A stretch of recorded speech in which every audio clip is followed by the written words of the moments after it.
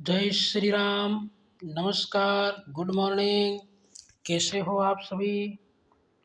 आप सभी का स्वागत है आपके अपने यूट्यूब चैनल हेमेंद्र ऑफिशियल पर।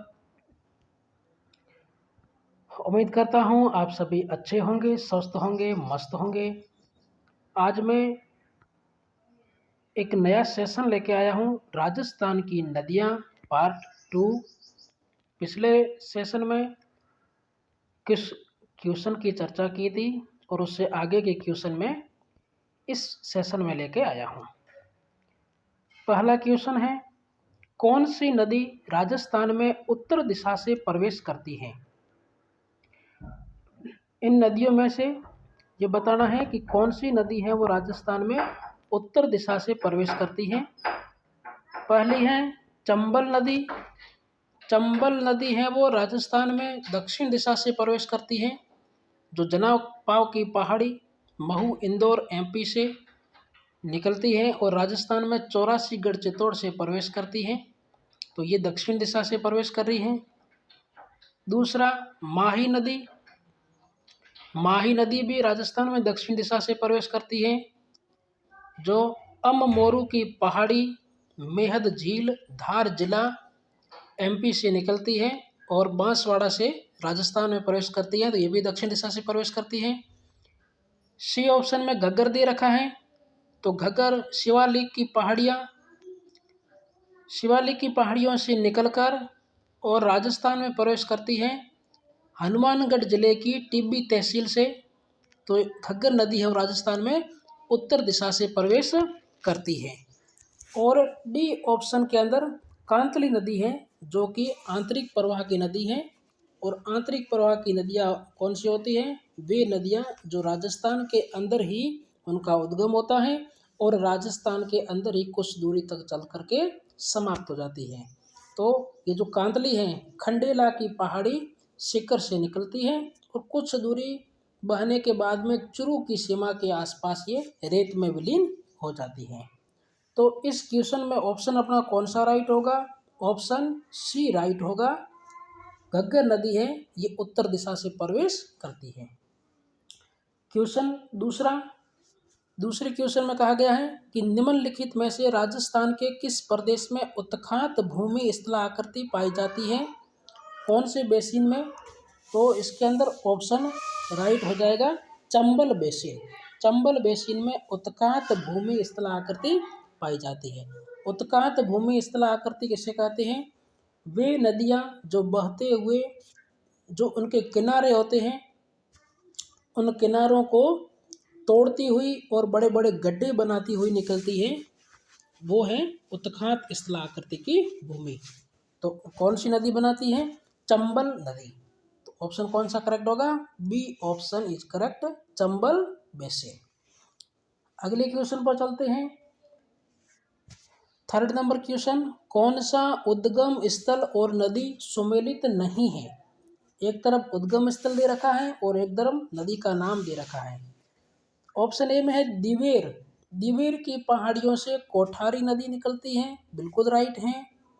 खमनोर की पहाड़ियों से बनास निकलती है, लेकिन यहाँ ऑप्शन में लूणी दे रखा है, ये गलत है। ऑप्शन सी में बीजराल की पहाड़ियों से खारी नदी निकलती है, बिल्कुल राइट। और ऑप्शन डी में कहा गया है बीछा मेड़ा की पहाड़ी से जो ऋषभ देव का जंगल वहाँ से सोम नदी निकलती है, बिल्कुल राइट है। तो ऑप्शन कौन सा करेक्ट हो जाएगा? ऑप्शन बी करेक्ट होगा। खमनोर से बनास निकलती है, ना कि लूणी निकलती है नाग पहाड़ अजमेर से। अगले क्वेश्चन पर चलते हैं। क्वेश्चन 4, निम्नलिखित में से कौन सा कथन चंबल नदी के बारे में सही नहीं है? ऑप्शन ए में कहा गया है कि यह यमुना की एक प्रमुख सहायक नदी है जो 960 किलोमीटर लंबी है, ये ऑप्शन राइट है।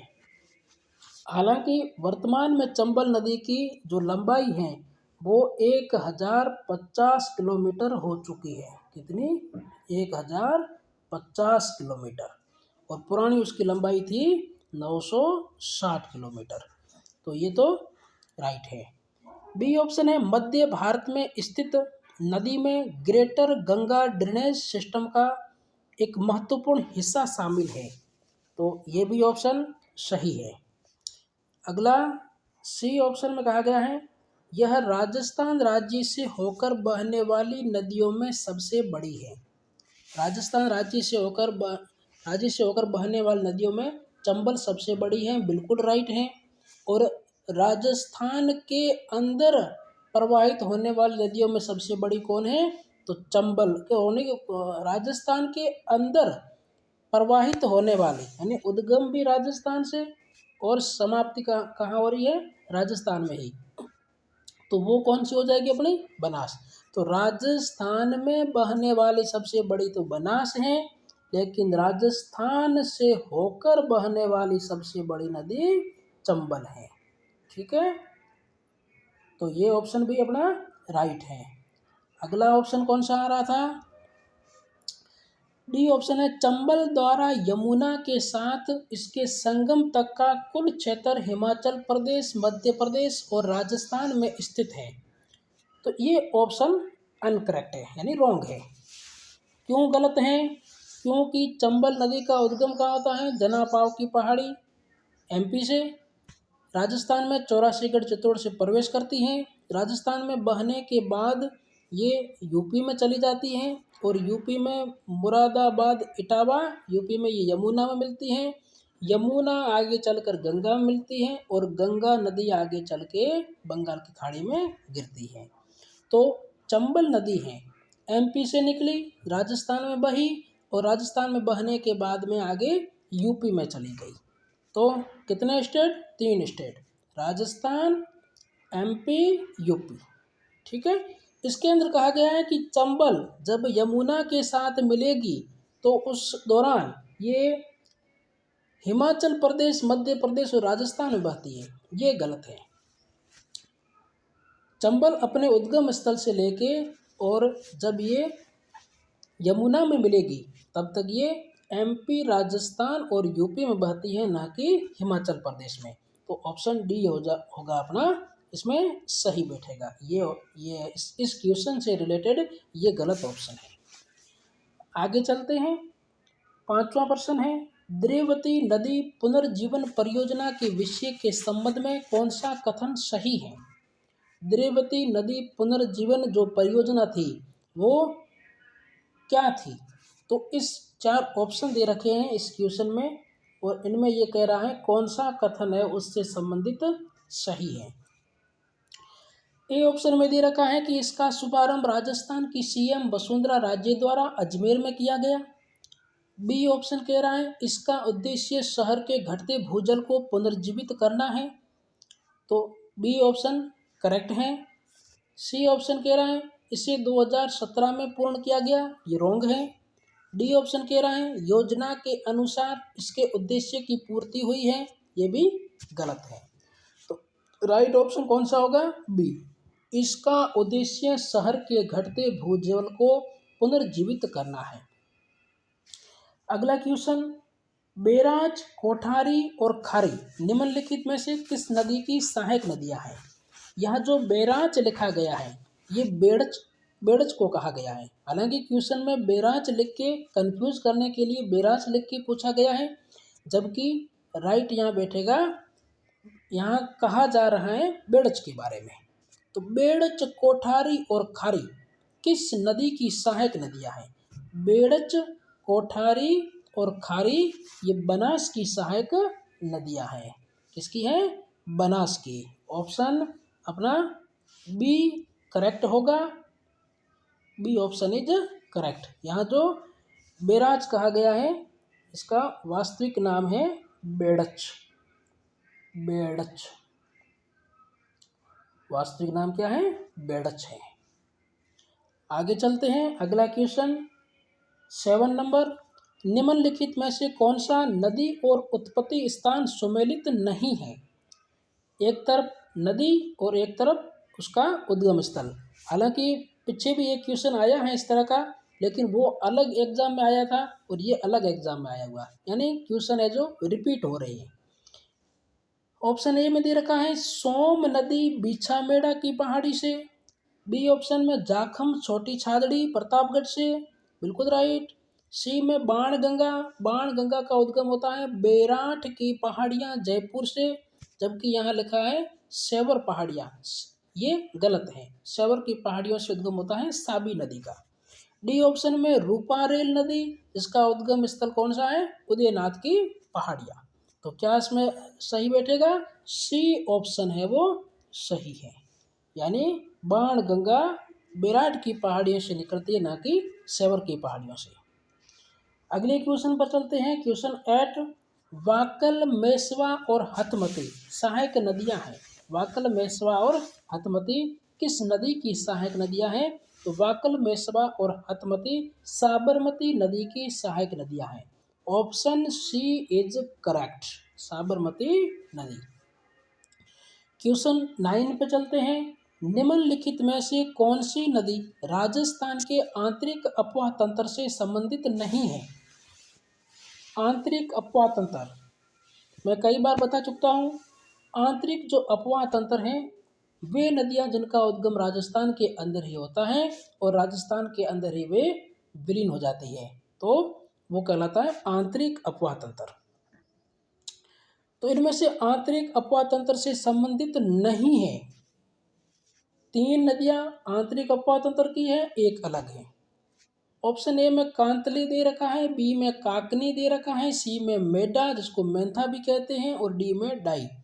डाई है जो आंतरिक अपवाह तंत्र की नदी नहीं है, ऑप्शन डी है जो करेक्ट बैठेगा। अगले क्वेश्चन पर चलते हैं, 10वां क्वेश्चन। परवन, निवाज और आहू सहायक नदियां हैं। परवन, निवाज और आहू काली सिंध की सहायक नदियां हैं। परवन, निवाज और आहू, ऑप्शन ए इज करेक्ट। अगले क्वेश्चन पर चलते हैं, 11 नंबर। राजस्थान को नर्मदा नदी का कितना हिस्सा प्राप्त होता है।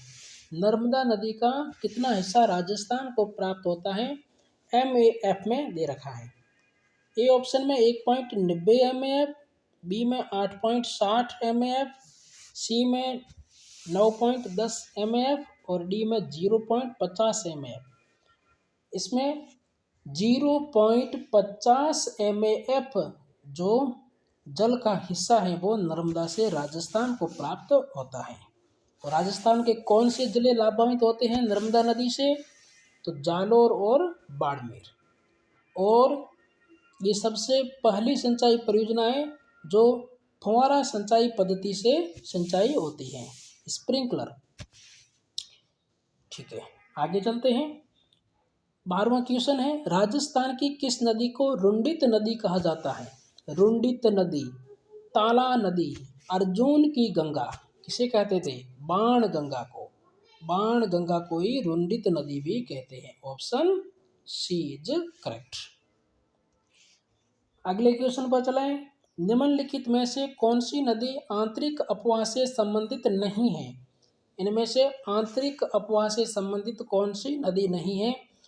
ऑप्शन ए में साबी दे रखा है जो आंतरिक अपवाह से संबंधित है, बी ऑप्शन में घग्गर आंतरिक अपवाह से संबंधित नहीं है, सी ऑप्शन में काकनी आंतरिक अपवाह की है, डी ऑप्शन में सागी, सागी भी आंतरिक अपवाह तंत्र की है, तो option B is correct, Ghaggar आंतरिक अपवाह से संबंधित नहीं है। अगला क्वेश्चन 14, निम्नलिखित में से कौन सी नदी कामधेनु नदी कहलाती है। कामधेनु, नित्यवाही, सदानीरा, चर्मणवती किसको कहा जाता था, चंबल नदी को।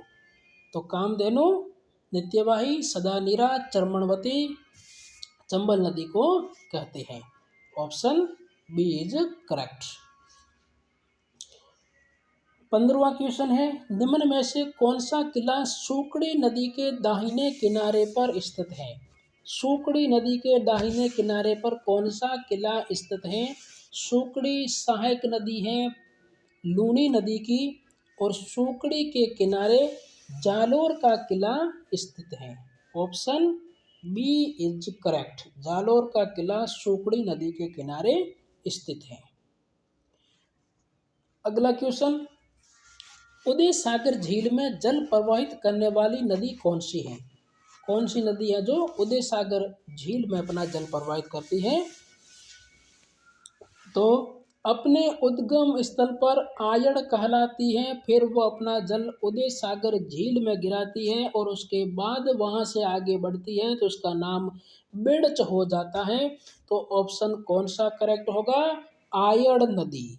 आयड़ नदी अपने उद्गम स्थल पर आयड़ और उदय सागर में गिरने के बाद आगे बढ़ते हुए बेड़च बन जाती है, उसका नाम हो जाता है बेड़च। और ये किसकी सहायक नदी है? बनास की सहायक नदी है। Option C is correct. अगला क्वेश्चन है 17 नंबर, राजस्थान के कौन से जिले लूनी नदी का अंतर्वर्ती क्षेत्र कृषि जलवायु प्रदेश में सम्मिलित है? लूनी नदी का जो अंतर्वर्ती क्षेत्र है, जो लूनी नदी का प्रवाह क्षेत्र है, ठीक है, वो गोडवाड़ प्रदेश कहलाता है। और इनमें से कौन से जिले हैं वो लूनी नदी का अंतर्वर्ती क्षेत्र कृषि जलवायु प्रदेश में सम्मिलित होते हैं? तो ऑप्शन अपना बी करेक्ट होगा, Pali, Sirohi, Jalore. Pali, Sirohi, Jalore. Option B is correct. अगले क्वेश्चन पर चलते हैं 18 नंबर, निम्नलिखित में से कौन सा एक सुमेलित नहीं है? फिर से वही क्वेश्चन बार बार पूछ रहे हैं, ये अलग एग्जाम में पूछा गया है, बार बार क्वेश्चन रिपीट हो रहे हैं। बाण गंगा खमनोर की पहाड़ियाँ, ऑप्शन रॉन्ग। बाण गंगा बेराट की पहाड़ियाँ जयपुर से उद्गम होता है, खमनोर की पहाड़ियों से बनास नदी का उद्गम होता है, ऑप्शन इनकरेक्ट। पहला ऑप्शन इनकरेक्ट है। दूसरा, साबी सेवर की पहाड़ियों से निकलती है, बिल्कुल राइट। सोम बिसामेड़ा की पहाड़ियों से निकलती है, बिल्कुल राइट। कांतली खंडेला की पहाड़ियाँ सीकर से निकलती हैं, बिल्कुल करेक्ट। तो ऑप्शन अपना कौन सा बैठेगा? ऑप्शन ए ऑप्शन बैठेगा, ये सुमेलित नहीं है। अगले क्वेश्चन पर चलते हैं। 19 नंबर का क्वेश्चन है, भीखा भाई सागवाड़ा नहर राजस्थान में निम्न में से किस नदी पर बनाई गई है? भीखा भाई सागवाड़ा नहर है, ये राजस्थान में किस नदी पर बनाई गई है? तो ये माही नदी पर बनाई गई है। ऑप्शन कौन सा बैठेगा? सी ऑप्शन इज करेक्ट, माही नदी पर बनाई गई है। अगला क्वेश्चन है और आज का अंतिम क्वेश्चन 20 नंबर 20 नंबर, निम्नलिखित में से कौन सी नदी राजस्थान की बंगाल की खाड़ी अफवाह तंत्र की नदियों में शामिल नहीं है? बंगाल की खाड़ी का जो अफवाह तंत्र है उनमें से शामिल नहीं है, वो बतानी है। चंबल नदी कहाँ गिरती है? बंगाल की खाड़ी में। लूनी नदी कहाँ गिरेगी? नागपहाड़ अजमेर से निकली, आगे बढ़ते हुए ये आ जाएगी बाड़मेर जालोर होते हुए, और अब बालोतरा जब बन गया है तो ये बालोतरा जिला बन गया है, तो इसलिए बालोतरा से होके जालोर में होके आगे जाके ये कच्छ के रण में विलुप्त हो जाती है। ठीक है, तो ये बंगाल की खाड़ी प्रवाह से संबंधित नहीं है। बाण गंगा है, बंगाल की खाड़ी प्रवाह से संबंधित हैं। बनास बंगाल की खाड़ी प्रवाह से संबंधित हैं।